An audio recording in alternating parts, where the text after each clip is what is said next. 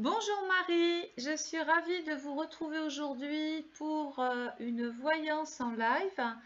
Vous avez eu toute la semaine pour m'envoyer votre numéro de portable et pour valider cette voyance et je vous en remercie.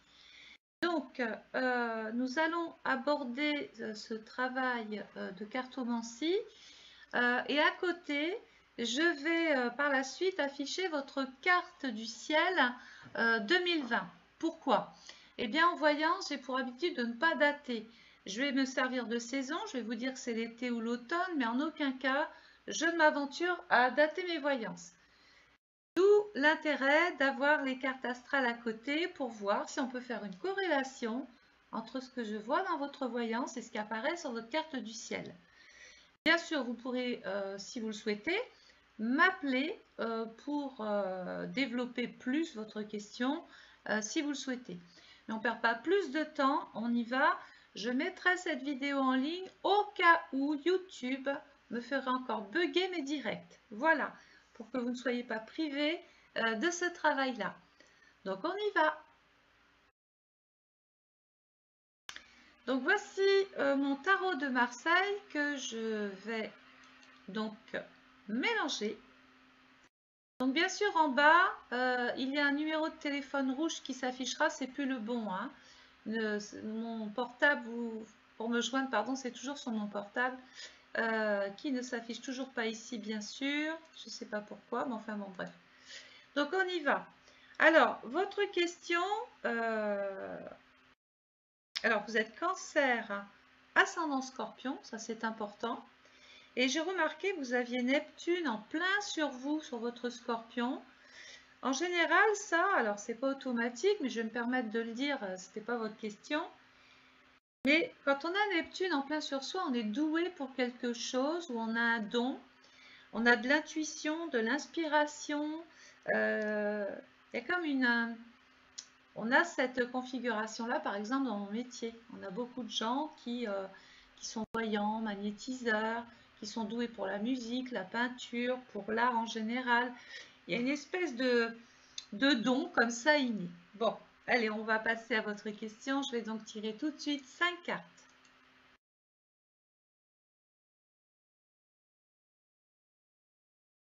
Et votre question, justement, c'était si vous alliez rencontrer un nouveau partenaire, donc côté cœur, ou votre vie va-t-elle reprendre avec votre ancien ami? Donc, on va voir ça tout de suite. Ah ben, tout de suite, vous sortez en plein sur vous la carte de l'amoureux. Donc, autant vous dire tout de suite, c'est une carte qui est colorée d'incertitude. L'amoureux nous parle effectivement de l'amour, des choix qu'il y a à faire, des décisions que vous serez peut-être amené à prendre, mais vous êtes trop dans le doute. Vous êtes vous manquez peut-être d'assurance. Il faudrait lâcher prise. L'amoureux nous dit qu'il faut organiser votre question, mettre les choses en place. Parce que si vous ne provoquez rien que de continuer avec des habitudes, parce que cette carte appartient en astrologie à la maison 6. Le quotidien, les habitudes, ce qui est routinier, ce qu'on fait tous les jours, la non-prise de risque en fait. Donc on va rester dans un confort plus ou moins satisfaisant parce qu'au préalable, on n'a pas forcément tranché et pris des risques. Donc on y va ensemble. Ensuite, pardon. Donc la papesse, c'est vous. Vous voyez, il y a la discrétion, il y a... vous êtes un petit peu plus réservé. Vous manquez effectivement d'assurance. C'est aussi la carte du secret. Il y a des choses que vous allez devoir peut-être exprimer ou découvrir sur l'autre. Le chariot nous parle effectivement de l'arrivée de quelqu'un dans votre vie. C'est souvent une carte à succès. Bon, sur une courte voyance comme ça, on ne va pas pouvoir développer comme je fais par téléphone parce qu'on a 30 minutes pour le faire. Mais le chariot nous dit qu'il y a encore une route qui est un petit peu semée d'embûches. Il va falloir prendre des risques encore. Il va falloir rouler, être le maître de sa vie, avancer, aller vers les autres. Le soleil nous parle d'une période de beau temps, de chaleur. J'ai envie de parler de l'été. Donc évidemment, s'il n'y avait pas le travail astrologique après, je ne saurais pas vous dire si c'est l'été 2020 ou celui de 2021. Tout ce que je peux vous dire, c'est que là, vous êtes rayonnante, vous brillez, vous êtes bien, vous êtes heureuse, vous reprenez confiance en vous, vous êtes revalorisée peut-être dans les yeux de l'autre. Et la maison de Dieu, en carte centrale, nous dit qu'il peut y avoir effectivement de la tourmente sur votre question. Il peut y avoir donc une séparation, une rupture. On peut devoir, et c'est un petit peu ce que je vous disais tout à l'heure avec l'amoureux, il faut faire du ménage autour de soi. Il y a des gens ou des personnes que l'on va garder et d'autres dont on va se séparer parce que l'ambiance ne correspond pas à ce que vous en attendez. Donc, on a une voyance qui est un petit peu paradoxale. D'un côté, il y a le souhait de vouloir faire une vie, enfin avoir une relation convenable, dans laquelle on est épanoui, dans laquelle on est heureuse. Mais c'est vrai que ça demande du travail. Ça demande à ce que vous vous impliquiez plus dans le rapport à l'autre. On a bien compris que si vous restiez sur vos acquis, vous risquez malheureusement de rester dans cette situation qui vous perturbe avec la tour. Donc maintenant, on va aborder la partie astrale. On y va. Bon, j'ai remis les bonnes cartes. Je vous prie de m'excuser, Marie. Donc oui, je vous expliquais qu'à gauche, on trouve votre carte de naissance et vous voyez, il y a ce Neptune en plein sur vous. Donc je serais intéressée quand même de savoir quel don vous avez, qu'est-ce que vous faites, qu'est-ce que vous créez. Ça, il y a vous qui pourrez me le dire.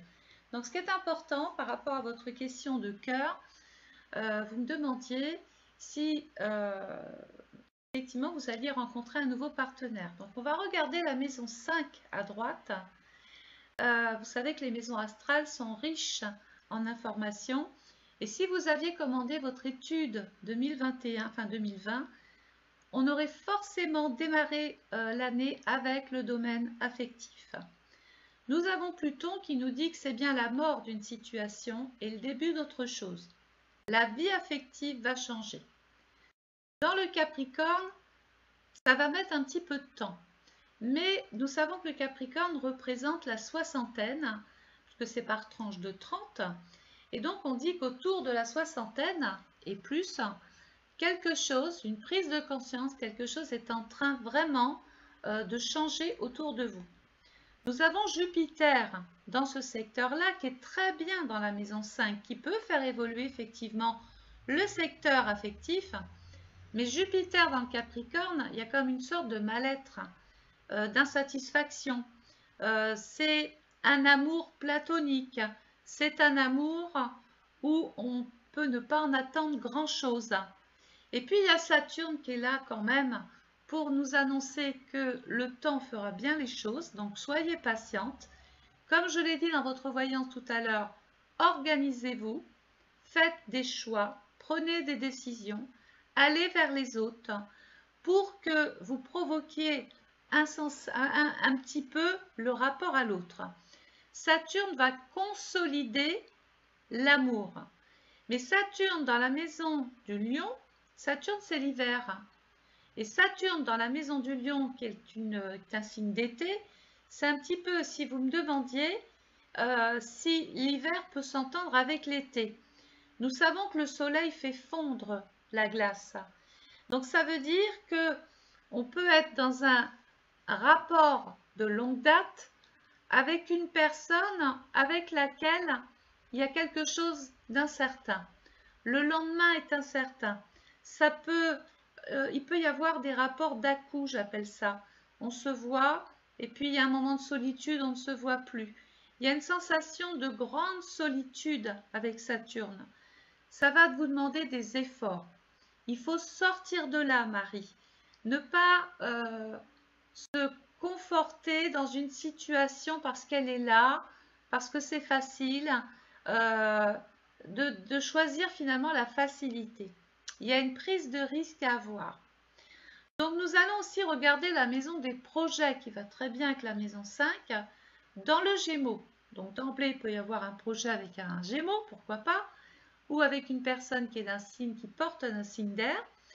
Je pense qu'il peut y avoir un projet de rencontre grâce à des personnes de votre entourage, à des collègues, à des amis, à des sorties. Le Gémeaux, c'est tout ce qui est ludique, c'est tout ce qui est lié à l'humour. C'est les écrits. On peut être aussi amené à correspondre davantage, à s'écrire davantage. Et puis, vous allez avoir l'ascendant Lion quand même cette année. C'est l'année qui porte l'ascendant Lion. Évidemment, ça représente les périodes d'été. Donc, on peut penser qu'à partir de l'été 2020, il y a une vraie détermination qui vous anime. Vous avez envie d'être bien, d'être heureuse, de briller dans les yeux de l'autre. Et l'autre, on le retrouve justement en maison 7 dans le signe du Verseau. Peut-être qu'Internet, puisque le Verseau représente les technologies modernes, on peut faire des rencontres. On peut commencer à rentrer en relation avec le monde à travers des sites, se servir souvent du téléphone. Donc ça, c'est la partie, si on est à l'aise avec les ordinateurs. On peut aussi se faire aider par des gens qui sont spécialisés dans le cœur, je pense aux agences matrimoniales. Mais on peut faire simple. On peut simplement davantage faire des projets avec des amis, ce qui vous permettra de ne pas être seul et de pouvoir, à travers un groupe, à faire des hobbies, des loisirs, des sorties, rencontrer des gens avec qui on est dans un premier temps amis, et puis plus si affinité, j'ai envie de vous dire. Hein, donc vous avez bien compris, Marie, que vous avez en fait la carte entre vos mains. Soit vous restez dans une situation que vous connaissez, comme ça il n'y a pas de prise de risque, mais on a compris que on ne va pas se retrouver épanoui dans cette relation. Si on l'a quittée un jour et qu'on la reprend, on sait pertinemment qu'on va retomber dans les travers de l'autre. Par contre, si on prend quelques risques, si on se crée un groupe d'amis ou si vous avez déjà des amis, si vous les sollicitez ou si vous-même vous organisez des choses, je pense que vous favorisez votre question par rapport à votre voyance de tout à l'heure. Donc c'est important que vous preniez ce choix-là. Je pense que vous avez un sixième sens, vous êtes doué pour ressentir les gens et les choses. Ça devrait être un atout pour vous. Hein. Surtout que vous avez une maison 5 dans votre thème de naissance en poisson, qui est le signe de Neptune qui est en plein sur vous. Donc je pense que le poisson, c'est pas simple, vos rapports affectifs, c'est compliqué. Quelquefois, on peut tomber dans des relations toxiques. Pour s'en sortir, il faut aller vers le Verseau, vers le futur, les amis, les sorties, les cinémas, les théâtres, les lieux de danse, organiser des voyages. Il faut d'abord, vous l'aurez compris, créer l'amitié pour pouvoir ensuite rejoindre l'amour. Ça, c'est si vous avez le temps. Si vous souhaitez être beaucoup plus aidé dans votre démarche, au risque de me répéter, je vous invite à vous faire aider par des gens sérieux, bien sûr, pour qui c'est le métier. Voilà Marie, j'espère avoir répondu à votre question. Je vous remercie de la confiance que vous m'accordez et j'espère avoir éclairé un petit peu vos lanternes.